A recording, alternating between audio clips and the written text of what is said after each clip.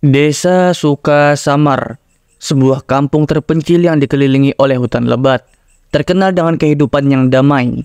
Namun dalam beberapa bulan terakhir, ketenangan desa ini terusik oleh kejadian aneh yang membuat para warganya hidup dalam ketakutan. Ayam-ayam mereka hilang tanpa jejak, dan gosip tentang kehadiran kuyang atau makhluk menyeramkan yang terbang mencari mangsa semakin meresahkan.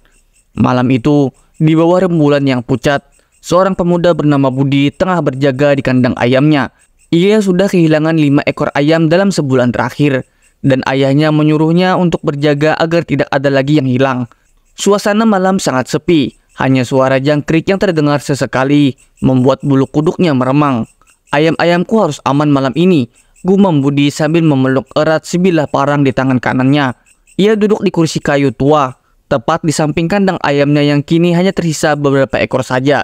Jam menunjukkan tengah malam ketika angin dingin tiba-tiba berhembus kencang, membuat dedaunan bergesekan dengan suara yang mengerikan.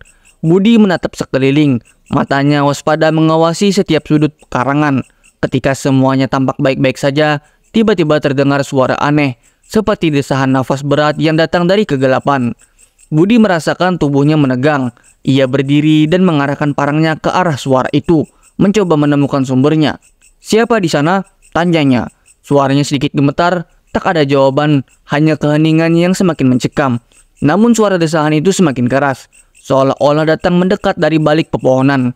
Saat Budi hendak melangkah lebih dekat ke arah pohon-pohon itu, tiba-tiba ia melihat sesuatu yang membuat darahnya berhenti mengalir. Di antara cabang pohon yang rimbun, ia melihat sosok aneh melayang di udara. Sebuah kepala wanita dengan rambut panjang yang berantakan, wajah pucat dengan mata merah menyala, dan organ-organ tubuh yang tergantung menjijikan di bawahnya. "Kuyang!" seru Budi dalam hati. Mulutnya seolah terkunci oleh rasa takut yang luar biasa. Makhluk itu melayang pelan, matanya tajam mengamati ayam-ayam yang berkotek ketakutan di dalam kandang. Dengan panik, Budi segera menyilangkan parangnya di depan dada, berharap bisa menghalau kuyang itu.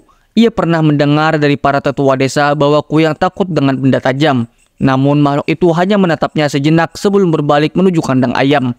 Ayam-ayam di dalam kandang mulai berteriak, seolah menyadari bahaya yang mendekat. Kuyang itu membuka mulutnya yang penuh darah, mengeluarkan suara melengking yang menyeramkan sebelum melesat ke dalam kandang. Dalam sekejap, 1 ekor ayam tertangkap di cengkeramannya, dicabik dengan brutal di udara. Budi tak mampu bergerak. Ketakutannya begitu besar sehingga tubuhnya terasa lumpuh. "Tolong, tolong!" teriaknya, berharap seseorang di desa mendengarnya. Tapi di tengah malam yang sunyi, suaranya seolah tenggelam dalam angin yang berhembus kencang. Namun tiba-tiba terdengar suara langkah kaki dari kejauhan. Warga desa yang lain mungkin karena mendengar jeritan ayam atau teriakan Budi, berlari ke arah rumahnya. Dengan obor di tangan, beberapa pria desa datang. Wajah mereka menunjukkan kecemasan. Mereka segera berusaha mengusir kuyang dengan lemparan batu dan kayu. Kuyang itu berteriak marah. Suaranya menusuk telinga, sebelum akhirnya melesat ke dalam kegelapan malam, meninggalkan jejak darah ayam yang mengerikan. Para pria desa mengelilingi Budi, membantu pemuda yang tampak ketakutan itu berdiri. "Apakah itu benar kuyang?" tanya Pak Udin, salah satu tua desa dengan nada tegas. Budi hanya mengangguk, matanya masih membelalak. Itu benar-benar kuyang. Ia mencuri ayam-ayamku." Berita tentang kemunculan kuyang menyebar dengan cepat di seluruh desa. Warga desa segera berkumpul di balai desa untuk membahas bagaimana cara mengatasi teror ini. Pak Udin yang sudah berpengalaman dalam urusan mistis memberikan saran. Kuyang biasanya datang dari seorang wanita yang mempelajari ilmu hitam. "Kita harus mencari siapa di antara kita yang melakukan hal ini," kata Pak Udin. "Selain itu, kita harus menjaga ayam-ayam kita dengan baik, karena kuyang mencari darah segar untuk mempertahankan hidupnya," sambungnya. Setelah berdiskusi panjang, para warga sepakat untuk melakukan ronda malam dan memasang jaring di sekitar kandang ayam. Beberapa dari mereka juga menyarankan untuk meminta bantuan dukun lokal agar melakukan ritual pengusiran kuyang. Malam berikutnya, suasana di desa Sukasamar semakin tegang. Setiap rumah menyalakan lampu dan memasang sesajen di depan pintu, berharap bisa menghindari kemarahan kuyang. Budi yang trauma akibat kejadian malam sebelumnya tak berani lagi berjaga sendirian. Kini ia ditemani oleh beberapa pria desa. Sekitar tengah malam, suara desahan berat itu kembali terdengar. Para pria langsung waspada. Obor di tangan mereka berkobar dengan tenang. Dari kejauhan, kuyang itu terlihat lagi, terbang rendah di antara pepohonan, mencari mangsa. Kita harus tangkap dia malam ini, teriak Pak Udin, memimpin warga untuk mengusir kuyang itu. Mereka mengepung kandang ayam Budi, berusaha memancing kuyang mendekat.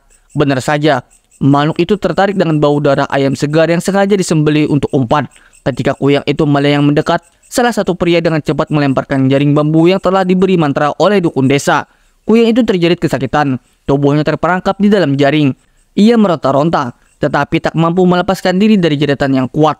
Warga desa mendekat dengan hati-hati, siap dengan parang dan obor. Namun tiba-tiba terdengar suara tangisan dari dalam jaring. Kuyang itu berubah wujud menjadi seorang wanita tua. Wajahnya dipenuhi kerutan dan air mata mengalir deras. Ampuni aku hanya ingin bertahan hidup, isaknya. Pak Udin mendekat, menatap wanita itu dengan tajam. Siapa kau sebenarnya? Wanita itu mengaku bahwa dirinya adalah seorang dukun yang dulu pernah tinggal di desa itu, namun diusir karena ilmu hitamnya.